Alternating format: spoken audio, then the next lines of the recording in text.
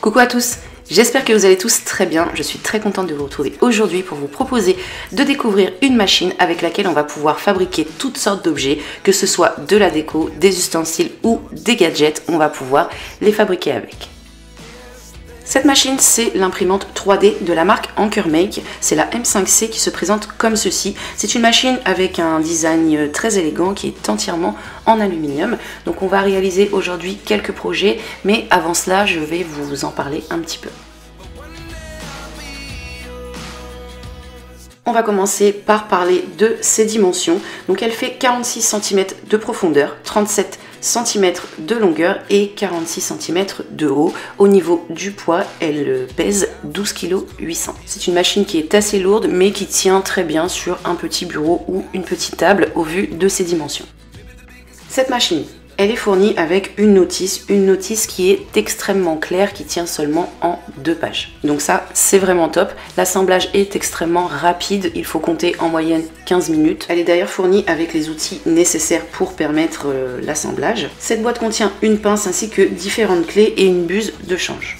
Elle est aussi fournie avec un plateau, donc là c'est un plateau métallique aimanté que l'on peut du coup enlever et remettre à notre guise. C'est un plateau PEI granulé qui permet une meilleure accroche. Donc cette machine, elle est vraiment très simple. On a la base de l'imprimante, le support à bobine, le câble d'alimentation et l'axe principal. Au niveau des boutons, c'est pareil, on va en avoir 2. Donc un qui se situe à l'arrière pour l'allumer ou l'éteindre et celui-ci que vous voyez à l'image, donc pour la faire démarrer ou bien la mettre en pause. Donc cette machine, elle est vraiment extrêmement simple à utiliser. J'ai été de ce côté-là très agréablement surprise. Donc elle imprime en FDM, c'est-à-dire dépôt de filament. On va d'ailleurs pouvoir commencer la première impression. Donc pour faire marcher ma machine, je vais avoir besoin impérativement d'un smartphone. Ça c'est quelque chose à bien noter. Pas de smartphone, on ne pourra pas utiliser la machine pour la première mise en route. On pourra ensuite utiliser une tablette ou un ordinateur si l'on souhaite, mais pour la première utilisation, il nous faut impérativement un téléphone.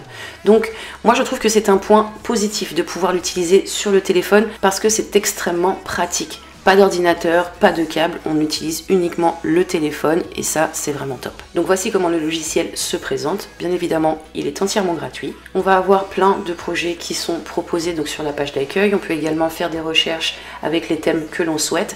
Moi je vais chercher des objets sur le thème de Noël puisque c'est la période, donc je tape déco de Noël et je fouine jusqu'à ce que je trouve mon bonheur. Là en l'occurrence on va réaliser un sapin.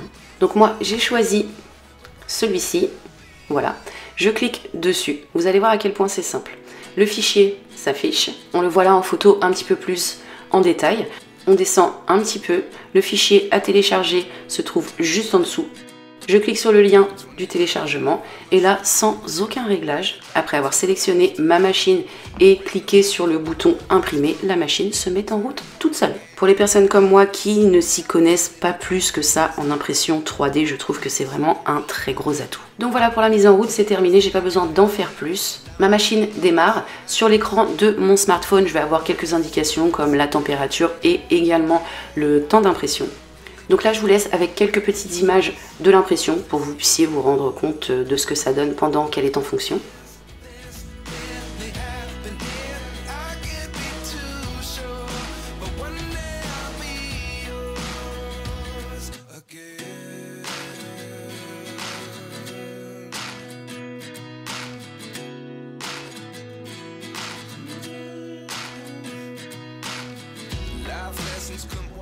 Donc là, ça a déjà bien avancé. Je contrôle toujours le temps qu'il me reste d'impression sur mon smartphone si je le souhaite.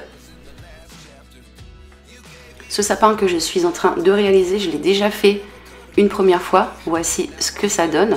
Il est vraiment très sympa. C'est une machine qui est vraiment très précise. Elle est aussi également assez rapide. J'ai fait en moyenne une 50aine d'heures d'impression jusque là et je n'ai eu aucun problème d'accroche, c'est-à-dire pas de décollement de plateau. Et ça, pour les personnes qui utilisent les imprimantes 3D savent que ça peut être un gros problème. Je l'ai d'ailleurs rencontré sur d'autres machines, mais là, eh bien, aucun souci à ce niveau-là. Donc voilà pour mes 2 sapins. J'ai voulu apporter à ces sapins ma petite touche personnelle. Donc j'ai décidé de les bomber en blanc. et d'apporter également une petite fantaisie en collant dessus une étoile en bois. Donc j'ai bombé en blanc, j'aurais pu si j'avais eu les imprimer directement avec du filament blanc, mais là j'en avais pas, donc voilà pourquoi je les ai peints. Voici à quoi ça ressemble avec des petites guirlandes. Donc j'ai fait un petit test avec d'autres petites décos autour et franchement j'aime vraiment beaucoup.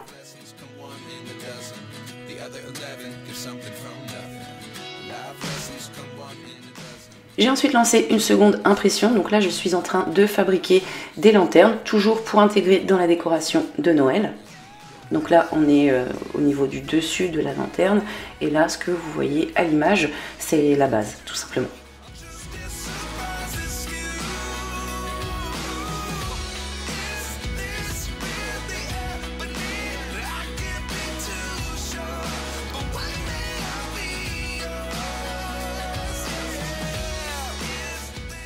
Des lanternes comme celle-ci, j'en ai réalisé 2 en tout, je vais encore en faire parce qu'il m'en faut plusieurs. Voilà à quoi elles ressemblent, les détails encore une fois sont très propres. Je vais de nouveau apporter une petite touche personnelle à mes lanternes. Donc là je les ai bombées en noir et j'ai également collé des petits nœuds pour la petite touche déco de Noël. Donc là j'ai pas pu mettre de bougies car j'en ai pas. J'ai des bougies chauffe-plat mais ce sont de vraies bougies donc forcément je vais pas les mettre à l'intérieur. Des bougies à LED, j'en trouve pas cette année donc j'ai pas pu en mettre, mais je pense qu'une fois que j'en aurai trouvé le résultat peut être sympa. Les petites lanternes comme ça dans une ambiance déco de Noël, moi j'aime beaucoup.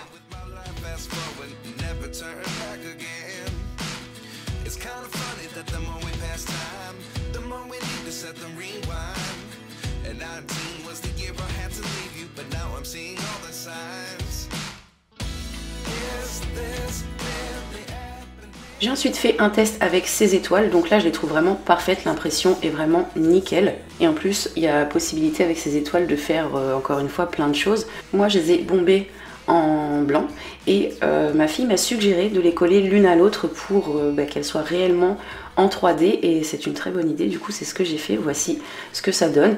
J'ai ensuite décoré avec un grelot, un nœud et j'ai aussi fait passer un morceau de ruban pour l'accroche.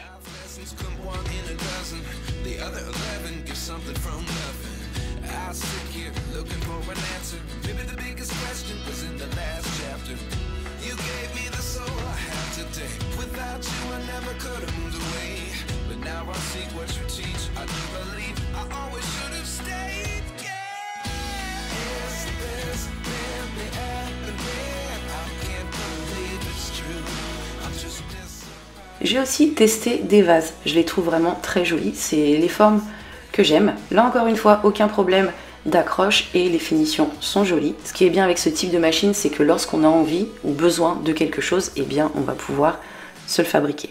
Mes vases, j'avais envie de leur donner un petit peu de cachet, donc j'ai pris de la peinture blanche que j'ai mélangée à du bicarbonate alimentaire. Ça va permettre de cette manière d'apporter de la texture à ma pièce.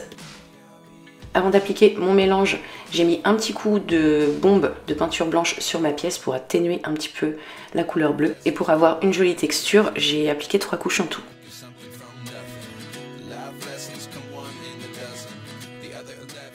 Une fois mon mélange appliqué, j'ai décidé de moucheter la matière. J'ai fait ça à l'aide d'une vieille brosse à dents et de peinture noire diluée.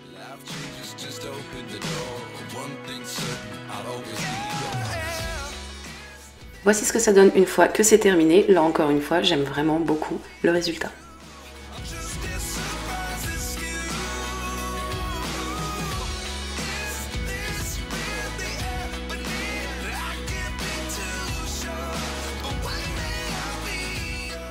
Pour finir, j'ai décidé de tester les emporte-pièces. Sur le logiciel, il y en a vraiment beaucoup qui sont proposés et ça tombe bien parce que j'en ai absolument plus. Et donc, je vais en faire un petit stock que je vais emmener dans mes valises. Moi, les emporte-pièces, je les utilise très peu pour la cuisine. Ils me servent notamment quand je fais des réalisations avec de la pâte autodurcissante. Celui en forme de tache, par exemple, va me servir à réaliser des sous-verres. Je trouve la forme vraiment originale. Les plus petits, eux, dont je vous montre d'ailleurs un petit peu plus les détails qui sont vraiment très bien faits, vont me servir à réaliser des petites pièces à mettre dans le sapin de Noël. Il y a encore une fois beaucoup de possibilités en réalisant ces objets avec la machine.